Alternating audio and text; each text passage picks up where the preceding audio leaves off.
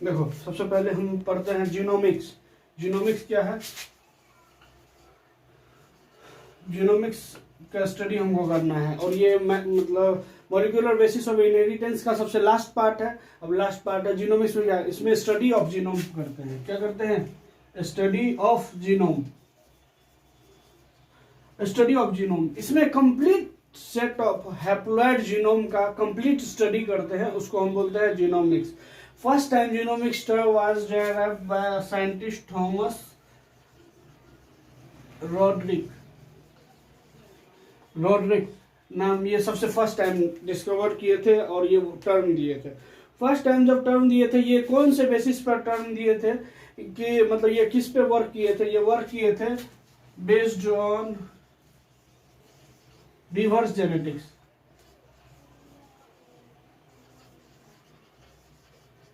ये reverse genetics पे work किए थे। रिवर्स जेनेटिक्स वैसे आप लोग को पता होगा रिवर्स जेनेटिक्स क्या है? रिवर्स जेनेटिक्स है कि अगर आपको जीनोटाइप पता है, जीनोटाइप पता है, फिनोटाइप पता नहीं है, पता नहीं है। देखो कैसे, जीनोटाइप तो पता है, फिनोटाइप पता नहीं है। क्यों? अब देखो, जीनोटाइप तो आपका जेनेटिक कंस्टिट्यूशन हुआ, फिनोटाइप जो आपका कैरेक्टर आएगा वो फिनोटाइप आपको पता नहीं है। आप ऐसे भी देखो ना, जितना भी रिसर्च वर्क होता है ना, वो मेनली रिवर्स जेनेटिक्स पे वर्क करता है। क्यों रिसर्च वर्क? क्योंकि आप देखो कहीं से भी सैंपल कलेक्ट करोगे तो सैंपल से डीएनए निकालोगे, सैंपल से डीएनए निकालोगे, डीएनए निकालने के बाद उसमें जो जीन होंगे, वो जीन का आपको थोड़ी ना पता है कि क्या वो प्रोटीन प्रोडक्ट क्या कैरेक्टर बनाएगा, उसको हम देखेंगे। तो उसको देखेंगे, जितना भी रिसर्च वर्क होता है मेन रिवर्स जेनेटिक्स के भी रिवर्स जेनेटिक के बेस पे ही होता है। तो इसीलिए, और ऐसा, और इसको हम अदर वे में ये भी बोल सकते हैं, मतलब ऐसा जेनेटिक कॉन्स्टिट्यूशन जिसका कि प्रोटीन प्रोडक्ट अननोन हो। क्योंकि आप देखो कि जैसे आपका जो जेनेटिक, ये जैसे टीटी है, ये टीटी तो लार्ज हो गया, टॉल, इसको टॉल लिखो, टॉल। लेकिन ये क्या है? हेट्रोजाइगस है। हेट्रोजाइगस को ये टॉल कॉन्स्टिट्यूशन आया, लेकिन इसका प्रोटीन प्रोडक्ट क्या होगा? प्रोटीन प्रोडक्ट आने के बाद ये टॉल और ड्वार्फ डिसाइड होता है, तो इसका कोई प्रोटीन प्रोडक्ट होगा।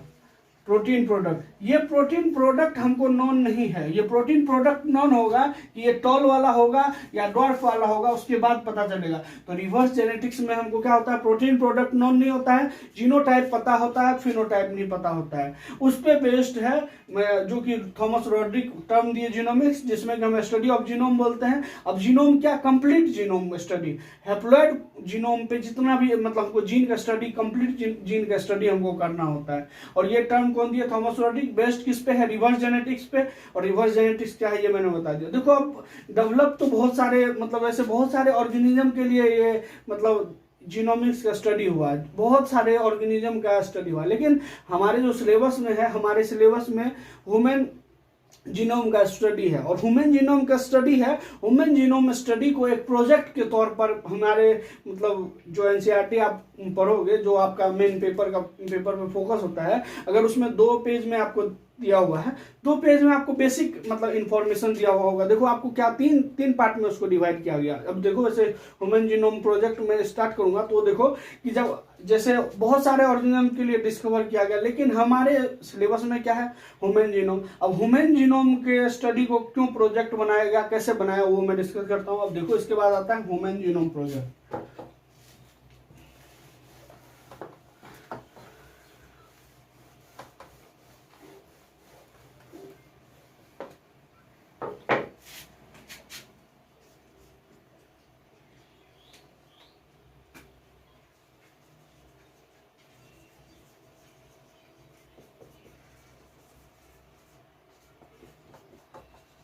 Human genome project.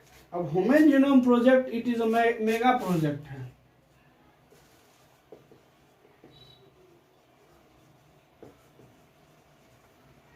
देखो, ये मेगा प्रोजेक्ट है। क्यों मेगा प्रोजेक्ट है? क्योंकि देखो, कंप्लीट जीन का हमको सीक्वेंस करना है। कंप्लीट जीन का सीक्वेंस, कंप्लीट जीन का सीक्वेंस का क्या लोकेशन है, जीन का क्या फंक्शन है, उस टोटल चीज को स्टडी करना है इस प्रोजेक्ट में। देखो, सबसे पहले आपको मैं बता दूं, ये जो ह्यूमन जीनोम प्रोजेक्ट है, ये ह्यूमन जीनोम प्रोजेक्ट सबसे पहले वाटसन जो है, जो आपको डीएनए का डिस्कवर किए हैं, जो वाटसन है, वाटसन सबसे पहले इस पे वर्क स्टार्ट किए थे। कब? 1987 में। 1987 में जब ये वर्क स्टार्ट किए थे ह्यूमन जीनोम प्रोजेक्ट पे, तो जब वर्क स्टार्ट किए तो फिर इन्होंने देखा कि ये एक लार्ज प्रोजेक्ट है, लार्ज प्रोजेक्ट है। ये ना तो एक लैब में पॉसिबल है, ना तो एक साइंटिस्ट से पॉसिबल है। इसके लिए बहुत सारे साइंटिस्ट एंड बहुत सारा लैब चाहिए एंड उसके लिए बहुत सारा मतलब एक्सपेंडिचर, बहुत सारा मनी भी चाहिए। तो ये वाटसन मतलब स्टार्ट तो किए 1987 में, लेकिन ये प्रोजेक्ट कब बना? 1990। मतलब ये स्टार्ट आपको हुआ था लगभग 30 साल पहले 1987 में, लेकिन इसको मेनली स्टार्ट जब हुआ 1990 में ये स्टार्ट हुआ। 1990 में स्टार्ट हुआ और लगभग कंप्लीट ये कब हो गया? 2003 में। लगभग इसको 13 साल वर्क मतलब काम लगा इसको कंप्लीट होने में। अब इसको मेगा प्रोजेक्ट क्यों बोले? मेगा प्रोजेक्ट इसलिए बोले क्योंकि देखो एक साइंटिस्ट से होने वाला नहीं था, एक साइंटिस्ट से होने वाला नहीं था। इसमें बहुत सारा साइंटिस्ट लगा, बहुत सारा। अगर आप देखोगे कि इसका इन्वेस्टमेंट देखोगे, इन्वेस्टमेंट के केस में देख लो, इसका जो इन्वेंशन हुआ, डिस्कवरी हुआ, डिस्कवरी का ड्यूरेशन देख लो, इसमें जो साइंटिस्ट वर्क किए वो साइंटिस्ट देख लो, और जो इसमें टेक्नोलॉजी, कोई भी चीज आप देखोगे हर चीज वास्ट है, हर चीज वास्ट है। इसीलिए इसको हम मेगा प्रोजेक्ट बोले। ये 1990 में शुरू हुआ, 2003 में ये कंप्लीट हुआ। अब ये कंप्लीट कैसे हुआ, क्यों हुआ? अब देखो वाटसन जो ये तो मतलब स्टार्ट किए, लेकिन इसको बहुत जल्दी समझ में आ गया कि ये प्रोजेक्ट मतलब खुद से पॉसिबल नहीं है, ऐसे भी पॉसिबल नहीं है और फिनेंशियली भी पॉसिबल नहीं है।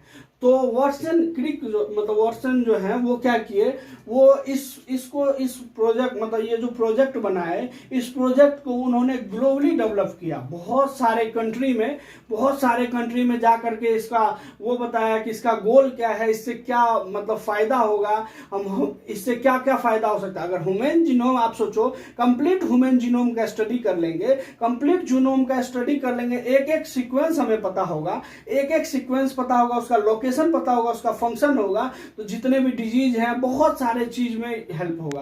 तो इन्होंने कन्विंस किया और इस प्रोजेक्ट को, ये जो प्रोजेक्ट इसको ग्लोबली मतलब सबके सामने रखा। बहुत सारे जैसे अब अलग अलग 8-9 कंट्री के साइंटिस्ट मिले, सबको इन्होंने कन्विंस किया। सबको कन्विंस करने के बाद ये एक वर्क करना स्टार्ट किए और एक प्रोजेक्ट के फॉर्म में इसको लाए। तो ये लाए कौन से ईस्वी में? लगभग इसको 2-3 साल इस वर्क में लग गए, जो कि 1987 से शुरू हुआ, लेकिन 1990 तक ये स्टार्ट आपको हुआ। 1990 तक ये स्टार्ट हुआ।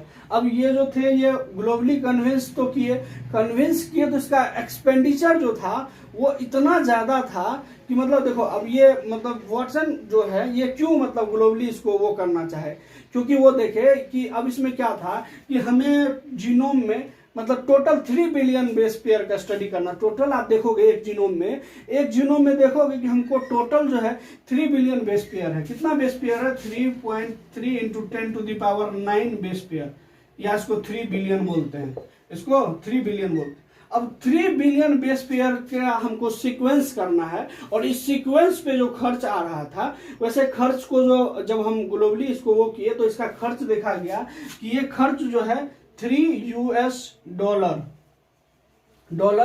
पर बेस पेयर आया इसका खर्च। और अगर इस टोटल को खर्च करने में देखें तो 3 बिलियन इंटू 3 9 बिलियन। ये जो अभी के टाइम में ये 9 बिलियन बहुत ह्यूज अमाउंट है। आप उस टाइम की बात कर रहे हो, उस टाइम जब 30 साल पहले सोचो कि ये कितना बड़ा अमाउंट है।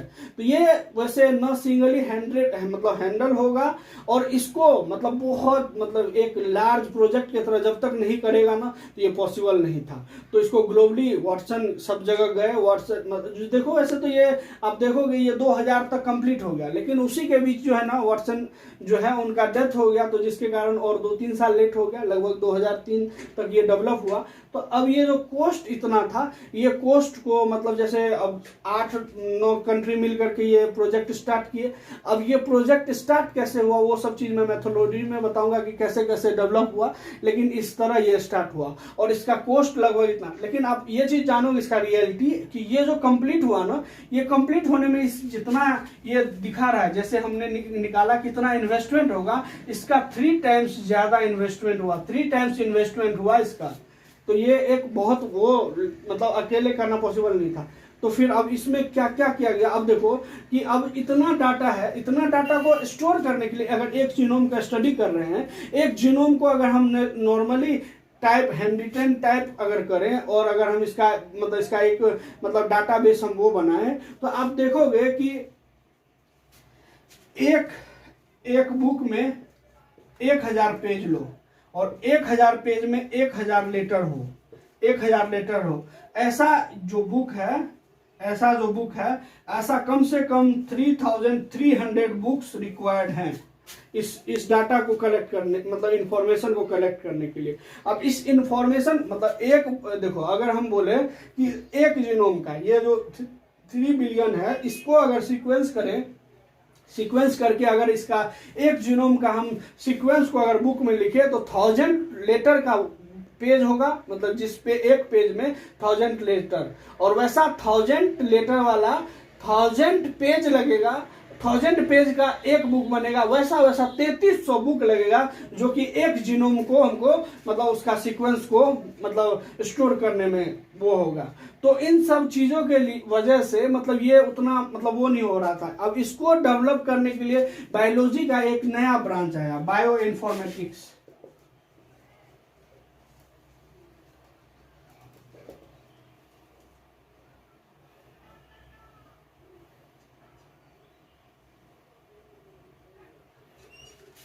देखो ये बायो इन्फॉर्मेटिक्स आया। अब बायो इन्फॉर्मेटिक्स क्या है?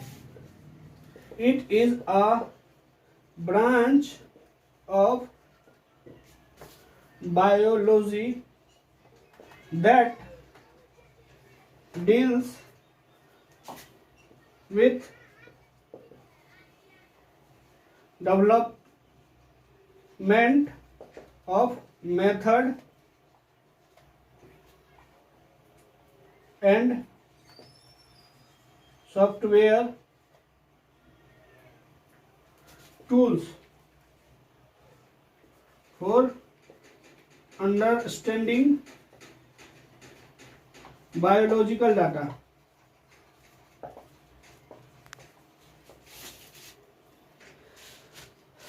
Understanding biological data. अब देखो, अब जो जब इतने ये इतना लार्ज जो इतना जो डाटा था, इतना डाटा को स्टोर करने के लिए और इतने को सीक्वेंस करने के लिए अब ये एक बायोलॉजी का नया ब्रांच आया, जो ब्रांच वैसे अभी भी आप देखोगे ना, ये रिसर्च के फील्ड में सबसे बड़ा डिस्कवरी है। आप देखो ये मेगा प्रोजेक्ट तो था, क्योंकि 1990 में स्टार्ट हुआ और 2003 तक कंप्लीट हुआ। 2003 तक कंप्लीट होने में आप अभी के टाइम तक का देखोगे, अगर रिसर्च बायोलॉजी के रिसर्च फील्ड में अगर देखोगे सबसे बड़ा डिस्कवरी है, तो ये सबसे बड़ा डिस्कवरी है। क्योंकि इसके डिस्कवरी में अगर आप देखो, अभी आपको मैं एक चीज इंपॉर्टेंट बता दूं, ये जो 9 बिलियन जो ये मनी, ये बहुत ह्यूज अमाउंट था। लेकिन अगर आप देखोगे तो ये जो अब देखो, आप हर देश, हर कंट्री में पॉलिटिशियन, और पॉलिटिशियन को इतना पैसा वेस्ट करना, मानना, इस चीज को समझाना एक बहुत बड़ा, लेकिन मान गए क्योंकि पॉलिटिशियन थे कहाँ के? दूसरे देश के। इंडिया के पॉलिटिशियन इस चीज को नहीं समझ पाते, जो बात है, ठीक है। आप उसको अब ये दूसरे जगह के पॉलिटिशियन थे जो इसको समझ सके कि हाँ इतना, और उन्होंने फाइनली इसका परमिशन दिया और इस देखा कि ये बहुत लार्ज है, उसके लिए टेक्नोलॉजी डेवलप करना शुरू किया।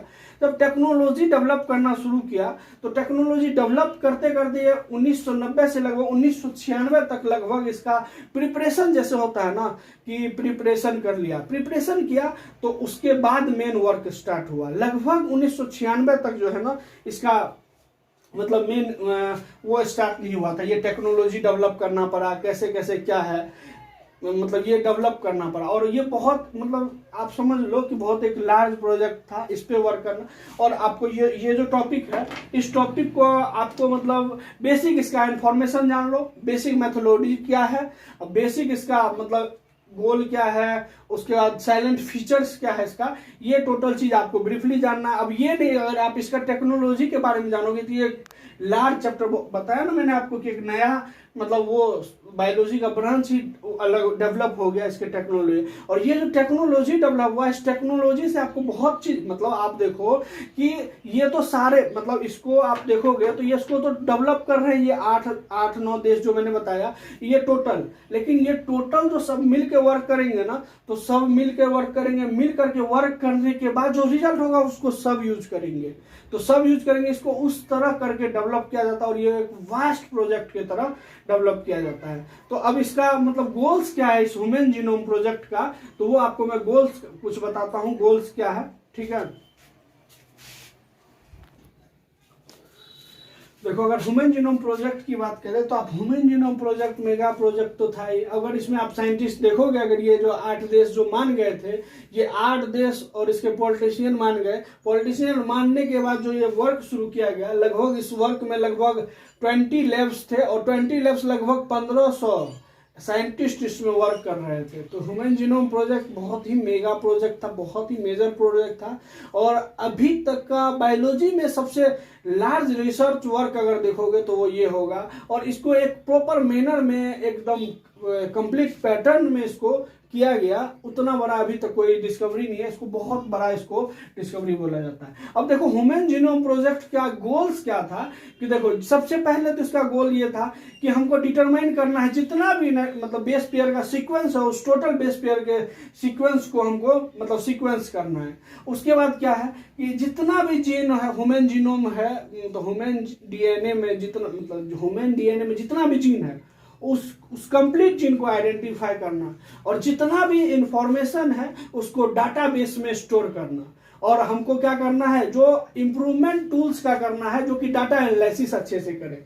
उसके बाद जो भी ट्रांसफर रिलेटेड टेक्नोलॉजी है, जैसे अदर सेक्टर में इंडस्ट्री हुआ, इंडस्ट्री सब में ट्रांसफर रिलेटेड टेक्नोलॉजी को डेवलप करना इसका गोल्स है।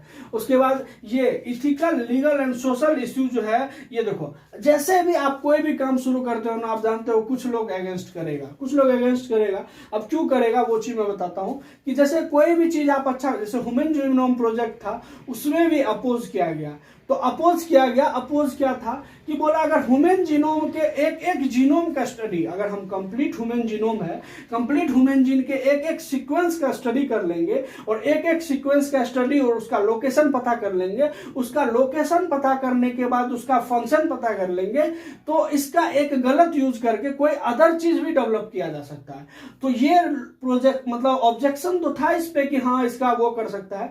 तो इसीलिए जो साइंटिस्ट है इसको मतलब एक मतलब इथिकल, लीगल, सोशल इशू के बेस पे इसको ELSI के नाम से जो हम जानते हैं, वो जो इसमें इशू डेवलप हुआ था वो ये है कि हम जो भी प्रोजेक्ट कर रहे हैं ना, जो भी प्रोजेक्ट में जो भी साइंटिस्ट वर्क कर रहे हैं, वो साइंटिस्ट बिल्कुल इसको ट्रांसपेरेंट वे में, मतलब जो जितना काम किए वही काम, जैसे आज का एक दिन का काम है, वो एक दिन का काम को वो पूरा ट्रांसपेरेंट वे में वो इंटरनेट पे डालेंगे।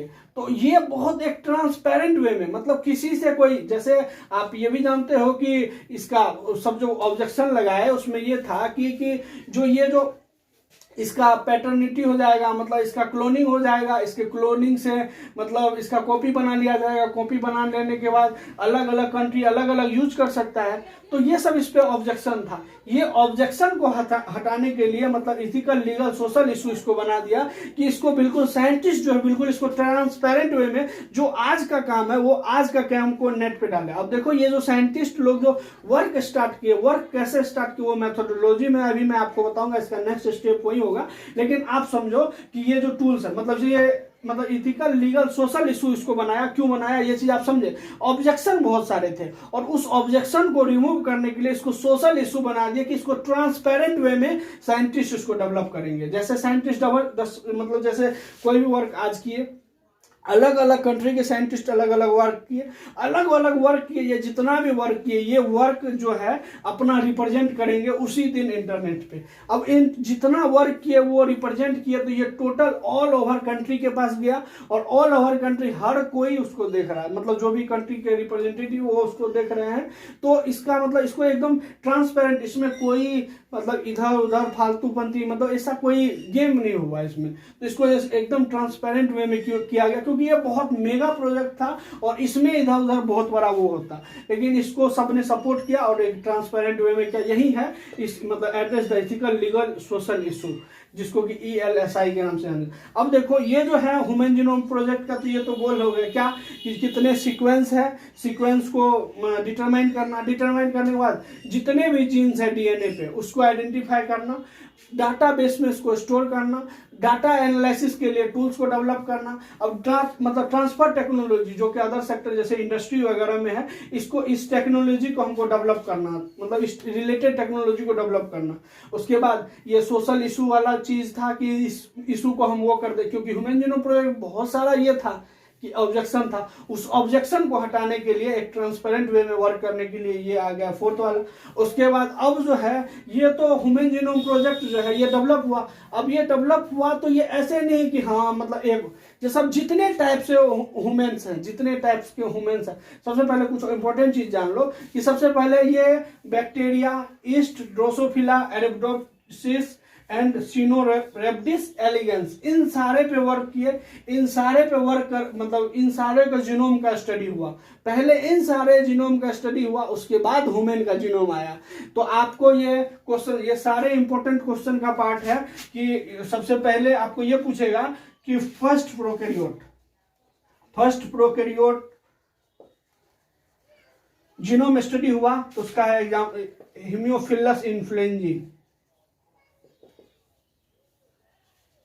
हेमियोफिलस इन्फ्लुएंजा याद रखना।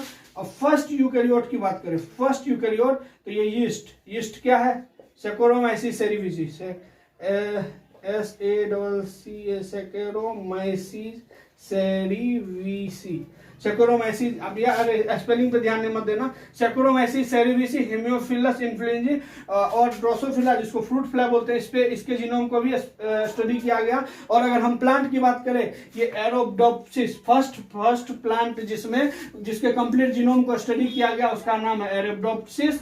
उसके बाद अगर फर्स्ट एनिमल जिसको कि बोलते हैं निमेटोड, इसको क्या बोलते हैं निमेटोड, अगर फर्स्ट एनिमल जिसके मतलब जीनोम का स्टडी किया उसको सिनोरेप्टिस एलिगेंस बोलेंगे। तो ये टोटल चीज ये आपका इंपॉर्टेंट यहाँ पे क्वेश्चन बनता है कि फर्स्ट प्रोकैरियोट हेमियोफिलस में फर्स्ट यूकैरियोट जो कि यीस्ट है, सैक्रोमाइसिस सेरेविसी। उसके बाद ड्रोसोफिला पे भी वर्क किया। और फर्स्ट प्लांट की बात करें तो एरिडोप्सिस एंड राइस, एरिडोप्सिस को सबसे पहले उसके जीनोम को स्टडी किया गया। फिर अगर एनिमल की बात करें, एनिमल में निमेटोड जिसको कि सिनोरेप्टिस एलिगेंस बोलते हैं, इसके जीनोम का स्टडी किया। इन सब का स्टडी के बाद, इन सब का एक स्टडी करने के बाद तब जो हुआ ह्यूमन के जीनोम का स्टडी करना स्टार्ट हुआ। ह्यूमन जीनोम का स्टडी करना स्टार्ट हुआ।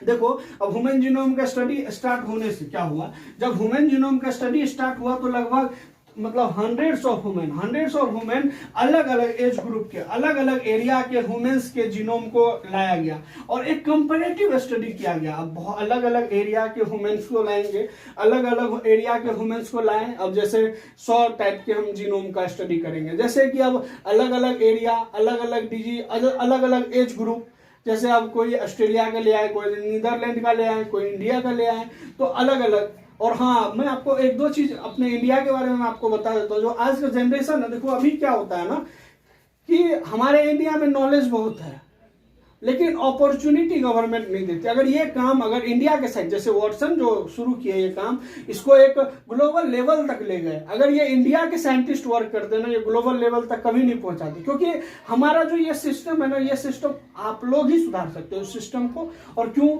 आप देखो अगर इंडिया लेवल पे ये होता ना, ये 9 बिलियन पैसा देख के पॉलिटिशियन जवाब दे देता। ये सब चीज है प्रॉब्लम। अब जिसको कि अभी आप लोग जो यूथ हो तो आप लोग इसको इम्प्रूव कर सकते हो, आप लोग इस चीज पे ध्यान। जैसे देखो अब जैसे ये वाटसन थे, वाटसन इसको ग्लोबली पहुंचाए तो ये पहुंचाने के लिए इसको बहुत सारा वो करना पड़ा, ये ऐसे नहीं पहुंचा।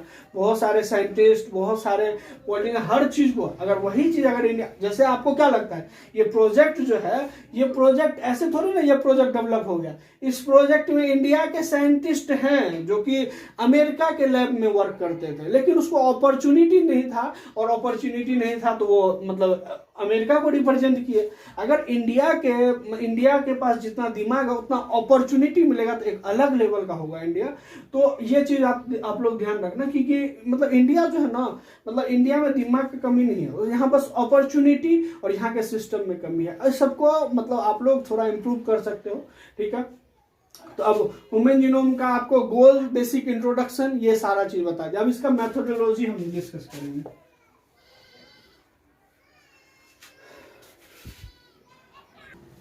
देखो मैथोडोलॉजी में अगर हमको बात करें तो सबसे पहले हमको एक फंक्शन था। देखो हमको जितने भी मतलब उस पे सीक्वेंस है, जो मतलब डीएनए पे जो जीन का सीक्वेंस है, डीएनए पे जितने भी कोडिंग सीक्वेंस हो, नॉन कोडिंग सीक्वेंस हो, जितने भी बेस पेयर का है वो सारे को हमको सीक्वेंस करना है एक ब्लाइंड मैनर में। मतलब कि हमको जितना भी सीक्वेंस है सब सीक्वेंस को हमको सीक्वेंस कर देना है। जितने भी सीक्वेंस वो डीएनए पे पाए जाएंगे, वो कोडिंग हो, नॉन कोडिंग हो, कोई भी हो, फंक्शनल हो, नॉन फंक्शनल हो, उस टोटल को हमको सीक्वेंस्ड करना है। ये सीक्वेंस मतलब हमको मेथोडोलॉजी के लिए 2 अप्रोचेस थे। 2 अप्रोचेस में दो अप्रोच कौन कौन थे? सबसे फर्स्ट तो ये है जिसको हम बोलते हैं sequence annotation. Sequence annotation, sequence annotation में क्या था कि सीक्वेंस ये ब्लाइंड अप्रोच था।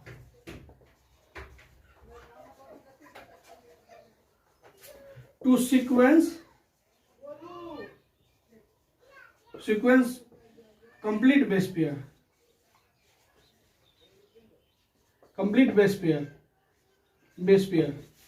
दैट इज ये कोई दैट मे बी कोडिंग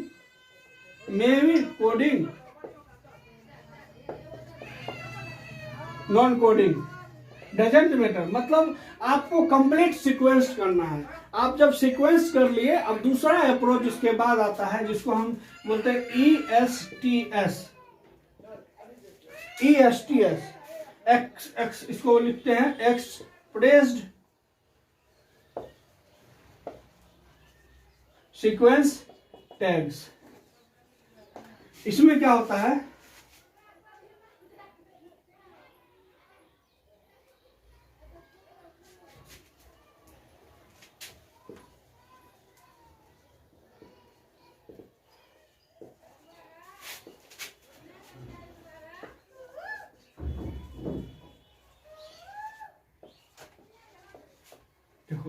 अब सबसे पहले मेथोडोलॉजी का 2 अप्रोच है। आपको मैंने मेथड के लिए बता दिया है कि सबसे पहले इसमें क्या क्या मेथड कैसे किया जा सकता है। आप देखो कि सबसे पहले ऐसे किया कि एक ब्लाइंड अप्रोच से मतलब कंप्लीट सीक्वेंस को, मतलब उसके सीक्वेंस को हम वो किए, कंप्लीट सीक्वेंसिंग किए, मतलब डीएनए का कंप्लीट सीक्वेंसिंग किए, चाहे वो कोडिंग हो, नॉन कोडिंग हो, यूजफुल हो, नॉन यूजफुल हो, सारे का हम सीक्वेंसिंग किए, सारे बेस पेयर का। तो ये मेरा फर्स्ट मतलब अप्रोच था कि हम जिसको कि नाम देते हैं सीक्वेंस एनोटेशन। सेकेंड मेरा वर्क है जिसको कि एसटीएस बोलते हैं, एक्सप्रेस्ड सीक्वेंस टैग, और टैग बोलते हैं। इसमें क्या है कि जो भी उसमें जीन है जो कि मतलब कोडिंग जो कोडिंग है, जो कि एमआरएनए कोड करता है, आरएनए कोड करता है, मतलब डिफरेंट टाइप्स ऑफ आरएनए को वो करता है, तो हम वैसे जीन को मतलब ओवरऑल हमको जीन को आइडेंटिफाई करना है। जैसे जो फंक्शनल जीन है, फंक्शनल जीन को मतलब ऐसा कोड, मतलब ऐसा सीक्वेंस जो कि मतलब एक्सप्रेस्ड एज आरएनए के फॉर्म में एक्सप्रेस्ड होगा। तो सबसे पहले हम क्या किए, टोटल को सीक्वेंस कर लिए। सीक्वेंस करके सेकंड काम है कि उससे जो आरएनए फॉर्म होता है हम उसको मतलब आइडेंटिफाई कर लिए। ये 2 अप्रोच था। अब ये 2 अप्रोच करने के लिए क्या क्या करना पड़ा, अब देखो कि हमको टोटल डीएनए है। अब टोटल डीएनए है, डीएनए एक लीनियर मैनर में होगा। उस डीएनए में जीन, अब उस डीएनए में जीन को सीक्वेंस करना, एक टोटल मतलब इतना बड़ा को सीक्वेंस करना एक वो वाला मतलब नॉर्मल सी बात नहीं है। तो अब नॉर्मल सी बात नहीं है, तो अब इसको यूज करने मतलब इसको सीक्वेंस करने के लिए अब कोई मशीन बनाना होगा। तो मशीन बनाना होगा तो उसी के टाइम एक डिस्कवरी हुआ था। ये है साइंटिस्ट फ्रेडरिक सेंगर।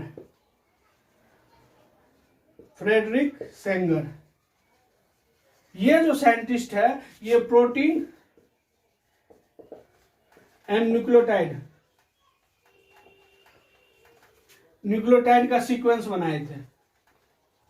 जब ये न्यूक्लियोटाइड का सीक्वेंस बनाए, इसी के प्रिंसिपल पर by the use of this principle, by the use of this principle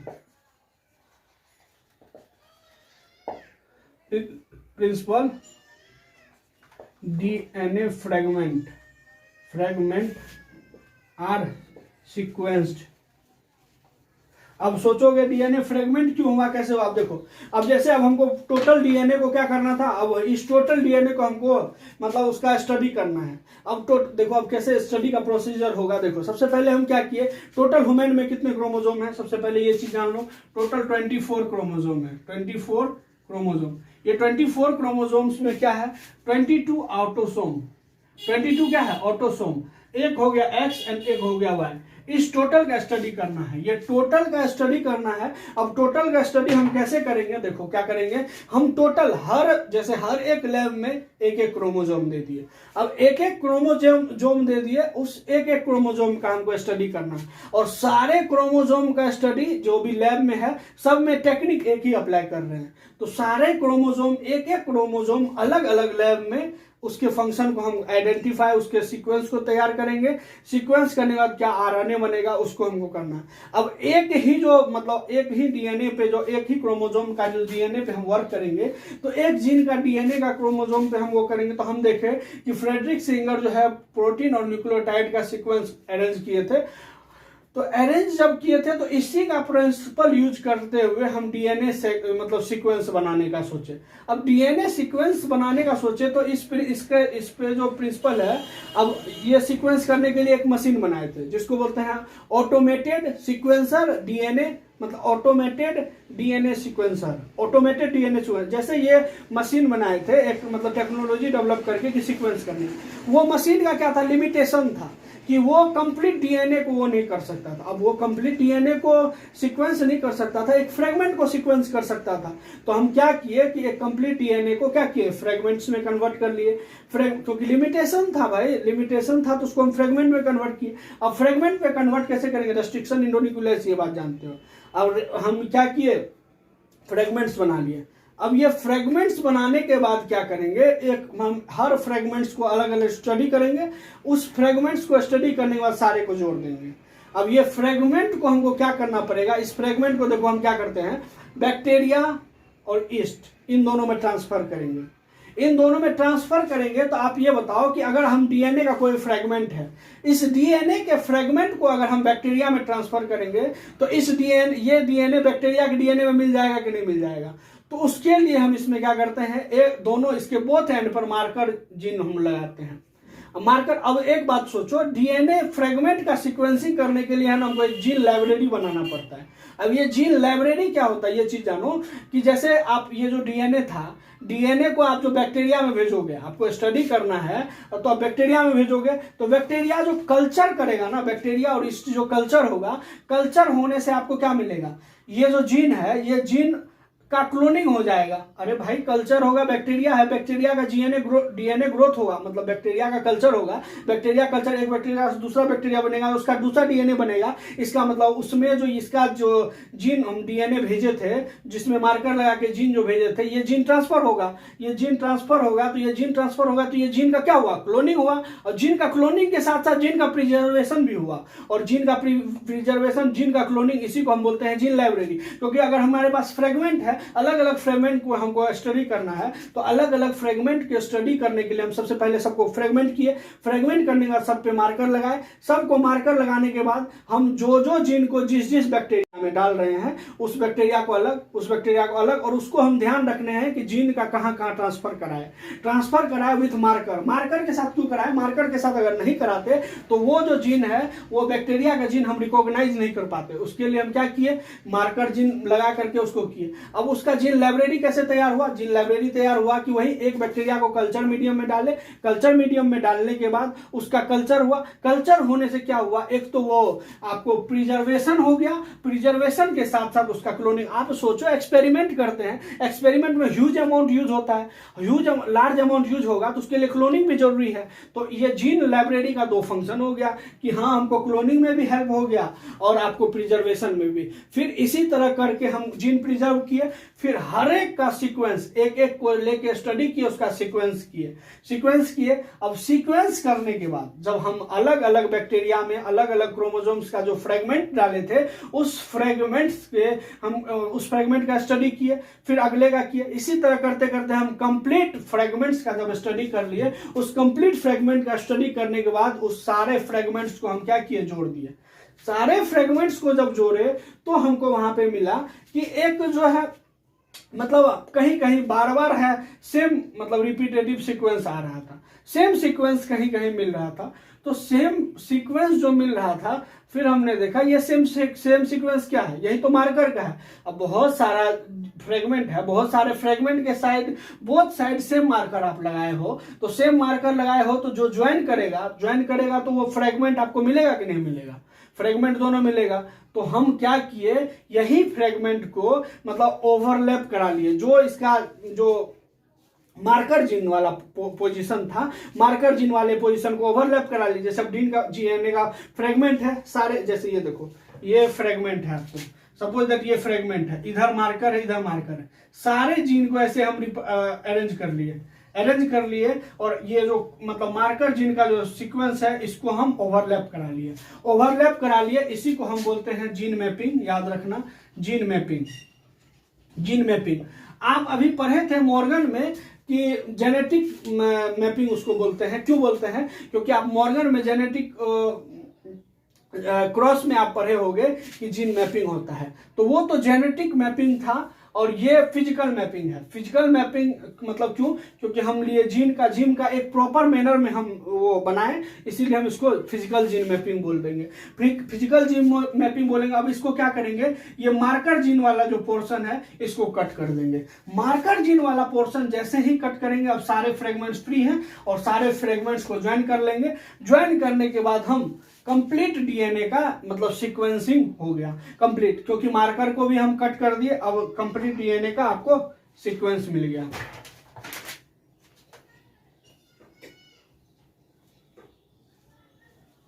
तो इस तरह के बेस पर हम क्या किए, एक कंप्लीट क्रोमोसोम्स का स्टडी कर पाए, उसका सीक्वेंस कर पाए। यही सेम ये एक क्रोमोसोम के लिए अगर एक लैब में हो रहा है, यही दूसरे लैब में दूसरा क्रोमोसोम्स के लिए स्टडी किया जा रहा है। अलग अलग लैब में अलग अलग इस तरह करके हर क्रोमोसोम्स का सीक्वेंस पता किया गया। और सीक्वेंस पता करने के बाद इस टोटल का स्टडी, और इस चीज से बहुत सारा फंक्शन, कौन सा डिजीज कैसे होगा, कौन से क्या रीजन से क्या होगा, ये सारा चीज इसमें आ गया। इससे बहुत हेल्प मतलब बहुत चीज इसका हेल्पफुल रहा। अब बहुत चीज हेल्पफुल रहा तो अब ये चीज देखो, ये कंप्लीट डिस्कवर, तो अब देखो ये 23 क्रोमोसोम तक तो डिस्कवर हो गया था 2003 तक। इसमें एक क्रोमोसोम्स का डिस्कवरी मतलब होते होते 2-3 साल लग गया, टाइम लग गया। 2006 तक कंप्लीट डिस्कवरी। वैसे अभी भी इस पे वर्क चल ही रहा है, डिस्कवरी हो ही रहा है, ठीक है। अब इसका क्या साइलेंट फीचर, टेक्नोलॉजी तो आपको मैंने शायद बता दिया टोटल कैसे। देखो फिर से एक बार मैं एक्सप्लेन कर देता हूं कि हम सबसे पहले क्या करेंगे, ब्लाइंड मैनर में डीएनए का सीक्वेंस करेंगे, चाहे वो कोडिंग हो, नॉन कोडिंग बेस पे हो, चाहे कोई भी चीज हो, हम कंप्लीट सीक्वेंसिंग करेंगे, जिसको कि नाम दे दिए सीक्वेंस एनोटेशन। अब सीक्वेंस कर लिए, सीक्वेंस करने के बाद पता कर लेंगे इसमें कौन सा कोडिंग है जो कि आरएनए मतलब एक्सप्रेस होता है, जो एक्सप्रेस है आरएनए, अब उसका पता कर लिए। अब यही दोनों मेरा मेन अप्रोच है, इसी दोनों अप्रोच को बोलेंगे। अब क्या किए, हम अलग अलग जैसे एक एक क्रोमोसोम हर लैब में दे दिए। अब हमको एक क्रोमोसोम, एक लैब में एक क्रोमोसोम पे वर्क होगा, एक क्रोमोसोम पे वर्क होगा, वो वर्क जो है आपको देखना। अब एक क्रोमोसोम पे वर्क होगा तो अब देखो क्रोमोसोम सीक्वेंस का करने के लिए हम देखे थे, एक साइंटिस्ट थे फ्रेडरिक सेंगर, जो कि प्रोटीन और न्यूक्लियोटाइड का सीक्वेंस किए थे। हम उसके प्रिंसिपल को यूज करने के लिए डीएनए का सीक्वेंस करना चाहे तो वो जो सीक्वेंस किए थे जो मशीन से, उसका कुछ लिमिटेशन होता है। वो डीएनए कंप्लीट डीएनए को सीक्वेंस नहीं कर पाता है, क्योंकि कंप्लीट डीएनए एक लार्ज हो गया। तो एक वो फ्रेगमेंट्स का सीक्वेंस का, तो अब हम क्या करेंगे, डीएनए फ्रेगमेंट्स कैसे करेंगे, रेस्ट्रिक्शन एंडोन्यूक्लियाज के हेल्प से हम डीएनए का फ्रेगमेंट्स बनाएंगे। अब जैसे ही डीएनए फ्रेगमेंट्स हम बना लिए, डीएनए फ्रेगमेंट्स बनाने के बाद, अब ये डीएनए फ्रेगमेंट्स बनाने के बाद इसको हम क्या करेंगे, वेक्टर में ट्रांसफर करेंगे, जिसको कि बैक और यक बोलते हैं।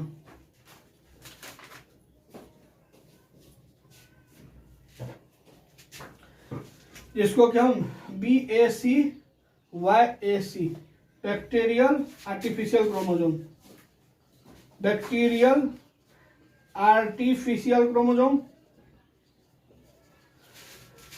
Yeast artificial chromosome. ये बनाए क्यों? ये क्योंकि हमको जीन लाइब्रेरी तैयार करना पड़ता है। जीन लाइब्रेरी क्यों?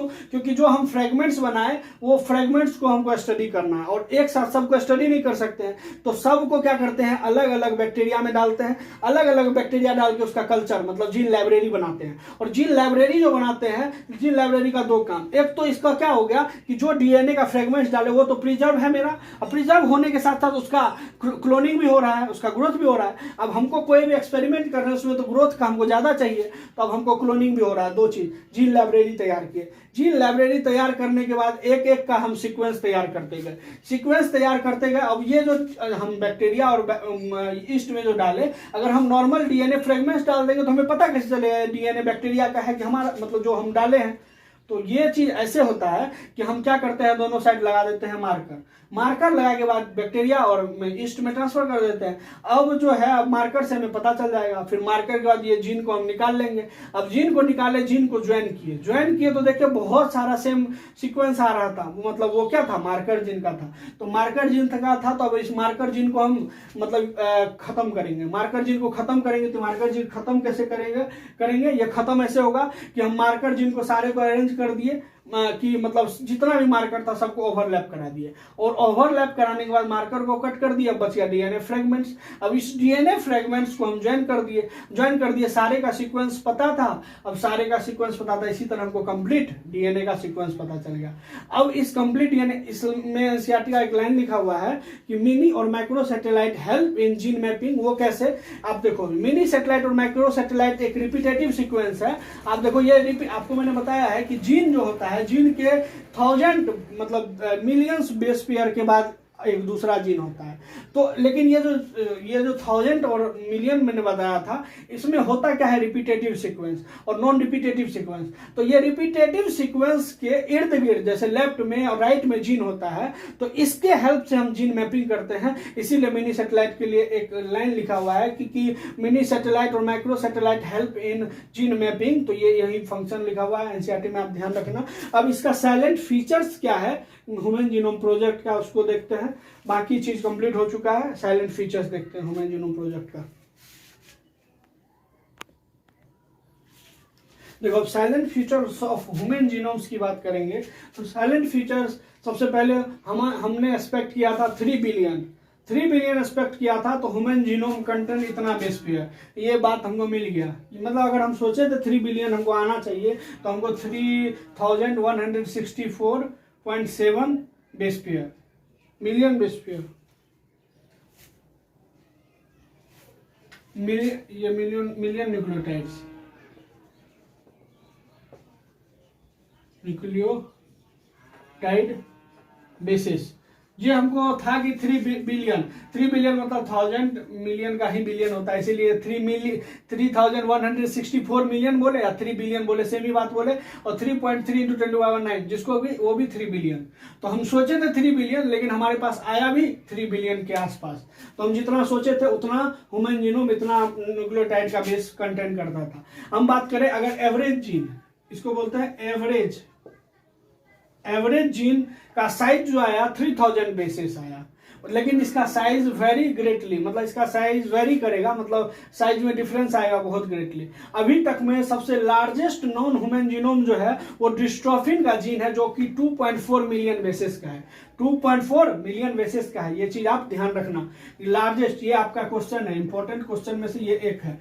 Largest human genome is of dystrophin at 2.4 billion bases का। अभी देखो, अब हम एस्टिमेट किए थे कि मतलब जीन मतलब लगभग कितना जीन होना चाहिए। तो हम एस्टिमेट जब प्रीवियसली जब हम ऐसे एस्टिमेट किए थे वो था 80,000 से 1,40,000 के समथिंग हम एस्टिमेट किए थे, लेकिन हमारे पास आया क्या 30,000 जीन आया। 30,000 यहाँ पे हमको थोड़ा सा वो हुआ कि हम 80,000 और से 1,40,000 तक एक्सपेक्ट किए थे, लेकिन हमारे पास 30,000 जीन आया। प्रीवियसली एस्टिमेट के अकॉर्डिंग जो एस्टिमेट आया 30,000 आया, जिसमें से आप ये जानते हो कि 99.9% मैंने आपको बताया है कि 99.9% जो है ना ये सेम होता है। जब जीएनए फिंगरप्रिंटिंग में पढ़ा रहा था तो 0.1% जो रिपीटेटिव सीक्वेंस आया था कि जिससे डिफरेंस के कारण हम आपको पूरा मतलब फिंगरप्रिंटिंग बताए थे, ये 99.9% almost same in all humans में ये सेम होगा। उसके बाद अगर हम बात करें जितना भी जीन डिस्कवर हुआ वो टोटल जीन डिस्कवर में 50% जो है जिसका जीन का फंक्शन अननोन है। 50% जीन का फंक्शन अननोन है। उसके बाद आप देखोगे, आपको मैंने एक ये भी बताया था कोड्स फॉर, जैसे आपको मैंने बताया 98% पार्ट जो है ना डीएनए का वो नॉन कोडिंग डीएनए आता है जो कि प्रोटीन नहीं बनाता, मतलब लेस देन 2% डीएनए होता है जो कि प्रोटीन बनाने में हेल्प करता है। तो ये चीज आपको पता चला कि less than 2% codes for protein. और आपको ये चीज बताता है कि और जो मैंने बताया है कि जीन जो है जीन के बीच बीच में मिलियन बेस पेयर का डिफरेंस होता है। मिलियन बेस पेयर का डिफरेंस होगा उसमें रिपीटेटिव सीक्वेंस, तो इसका मतलब लार्ज पोर्शन जो जीन मतलब डीएनए का है वो रिपीटेटिव सीक्वेंस कवर करता है। ये चीज पता चला रिपीटेटिव सीक्वेंस। अब देखो रिपीटेटिव सीक्वेंस का कोई कोडिंग में फंक्शन नहीं है, लेकिन ये स्ट्रक्चर डायनेमिक और फंक्शन पे कैसे करता है वर्क। आप देखो कि अगर रिपीटेटिव सीक्वेंस है, अभी आपको मैंने बताया 2% जीन है हमारे पास कोडिंग जो प्रोटीन सिंथेसिस, अगर म्यूटेशन 2% में होगा तो 2% म्यूटेशन करके तुरंत इवॉल्व कर देगा, तो ये 2% डायल्यूट कर देता है 98% में। तो ये 98% में मतलब म्यूटेशन का इफेक्ट हर बार 2% में नहीं 98 पे डिस्ट्रीब्यूट, इसीलिए ये स्ट्रक्चर फंक्शन में आपको वेरी करता है ये रिपीटेटिव सीक्वेंस, जबकि इसका कोडिंग फंक्शन कुछ नहीं है। आप सोचो ये जो मतलब जो जीन का लोकेशन है, जीन का लोकेशन तो आया, बाकी स्ट्रक्चर में जो ये न्यूक्लियोटाइड भरेगा कहां से भरेगा, ये रिपीटेटिव भर देता है, इसीलिए इसके स्ट्रक्चर में भी वो है, फंक्शन में भी हेल्प करेगा। ठीक है, ये चीज आपका हो गया। उसके बाद क्रोमोसोम एक में मोस्ट जीन जो है ये 2968 याद रखने वाला इंपॉर्टेंट है, और Y gene has few 231 bases है, ये आपको याद रखना है। ये क्वेश्चन इससे डायरेक्ट पूछा जाता है कि chromosome has most of the gene, वो कितना जीन है 2968 एंड वाई में कितना 230, ये याद रखने वाला बात है, ये आप याद रख लेना। उसके बाद फिर नेक्स्ट आते हैं कि अभी जो है ना जिसमें 1.4 मिलियन बेसिस ऐसे मिले जो कि सिंगल बेस डीएनए मिले, जो सिंगल बेस डीएनए मिले मतलब जो कि डिफरेंस क्रिएट किया। अगर अरे भाई जो मतलब 1.4 मिलियन बेस तो सिंगल मिल गया, सिंगल बेस यही तो डिफरेंस किया, इसीलिए हम इसको बोलते हैं SNPS single nucleotide polymorphism. DNA difference ही तो 1.4 बिलियन सिंगल मिला तब सोचो सिंगल का स्टडी करना आसान हुआ, सिंगल का स्टडी करना आसान हुआ तो डिजीज का पता डायरेक्टली पता चल जाएगा, तो ये सब चीज हेल्प हुआ। तो ये चीज हेल्प हुआ तो इसको SNPS बोलते हैं, उसको सिनेप्स भी बोल देते हैं, सिनोप्स। ठीक है, ये आपका टोटल है ह्यूमन जीनोम प्रोजेक्ट। ये क्या फीचर्स थे, देखो फीचर्स में आपको फिर बता दूं, हमने सोचा था कि 3 बिलियन आएगा, हमारे पास इतना आ गया, मतलब इतना 3 बिलियन के लगभग है, ये चीज सही आया। हम सोचे थे कि एवरेज जीन का मतलब हमें आया कि एवरेज जीन जो है वो 3000 बेसिस का हो रहा है, लेकिन इसका साइज जो है ना वेरी कर रहा था। फिर हम देखे कि लार्जेस्ट ह्यूमन जीनोम अभी तक जो नॉन है वो है डिस्ट्रोफिन का, जो कि 2.4 मिलियन बेसिस का है। और हम जो एस्टिमेट किए थे कि हमारे पास 80,000 से 1,40,000 बेसिस का मतलब बेसिस का मतलब इतना जीन होगा, मतलब 80,000 से 1,40,000 जीन होगा, जिसमें कि हमको आया 30,000 जीन, लगभग 30,000 से 40,000 हम जानते हैं, लेकिन आपको जो बुक में जो डाटा है वो 30,000 है, ये चीज ध्यान रखना। उसमें भी आप जानते हो 99.9% जो है same in all the humans. ठीक है, और जितना भी डिस्कवर जीन हुआ 30,000 डिस्कवर जीन हुआ, जिसमें कि 50% का तो मतलब फंक्शन ही अननोन है, अब देखो, और उस टोटल में से 2% जीन जो है वो मतलब कोडिंग है, जो कि प्रोटीन बनाएगा। 98% नॉन कोडिंग है। 98% नॉन कोडिंग मतलब उसी में मतलब रिपीटेटिव सीक्वेंस आएगा, और रिपीटेटिव सीक्वेंस कंटेंट मतलब लार्ज पोर्शन कंटेंट करता है। अगर डीएनए है, डीएनए पे कहीं जीन है, जीन का मतलब मिलियन 1000 बेस पेयर के बाद कोई दूसरा जीन है, इसका मतलब एक जीन दूसरे जीन के बीच में इतना गैप है, तो लार्ज पोर्शन कवर कर रहा है, डीएनए का नहीं कर रहा है, लार्ज पोर्शन कवर कर रहा है। और ये लार्ज पोर्शन कवर कर रहा है, और लार्ज पोर्शन के साथ साथ इसका तो कोई कोडिंग में फंक्शन भी नहीं है, लेकिन ये यूजफुल है। ये डीएनए के स्ट्रक्चर, फंक्शनल और डायनेमिक्स में कैसे हेल्प करता है, क्योंकि देखो इवोल्यूशन के लिए मतलब जैसे आप म्यूटेशन होगा तो म्यूटेशन का इफेक्ट इस पे होगा ना, म्यूटेशन का इफेक्ट होगा तो इवोल्यूशन हो जाएगा। म्यूटेशन अभी जैसे कोई एक बेस के सीक्वेंस गलत हो जाने से, बदल जाने से साला पूरा मतलब वो चेंज हो जाता है, तो म्यूटेशन हो जाएगा, और म्यूटेशन हो जाएगा, इवोल्यूशन हो जाएगा। तो अब इवोल्यूशन को मतलब एक जगह रखने के लिए, इवोल्यूशन को स्टेबलाइज करने के लिए इसको हम क्या करते हैं, 2% को डाइल्यूट कर देते हैं। तो इसीलिए ये इसका, और आप देख लो डीएनए में एक जीन है, फिर इतना गैप के बाद दूसरा जीन है, अब ये जो बाकी है ये स्ट्रक्चर में हेल्प कर रहा है। इसीलिए रिपीटेटिव सीक्वेंस स्ट्रक्चर में, फंक्शन में, डायनेमिक्स में हेल्प करता है। अब क्रोमोसोम 1 के पास मोस्ट ऑफ द जीन होते हैं, जो कि होते हैं 2968, और Y के पास फ्यूएस्ट जीन होते हैं, जिसके पास 231 जीन होते हैं। याद रखने वाला ये इंपॉर्टेंट चीज है, पूछा गया है। अब एक ऐसा हम जब वो जो मतलब फीचर्स देखे, उसमें ये था कि 1.4 मिलियन बेसेस जो थे, जो सिंगल बेसिस डीएनए थे, वो जो डिफरेंस क्रिएट करता है, मतलब सिंगल न्यूक्लियोटाइड पॉलीमॉर्फिज्म मतलब एक डीएनए में वेरियस वो पोर्शन हुआ, तो ये पॉलीमॉर्फिज्म बोल दिए। अब इससे क्या हुआ, इससे हुआ कि देखो हमारे क्रोमोसोम्स को अब जहां सिंगल बेसिस वाला है उसको स्टडी करना आसान हो गया, वो स्टडी करना आसान हो गया, तो उसके बारे में, डिजीज के बारे में जानना आसान हो गया। तो ये टोटल साइलेंट फीचर्स थे।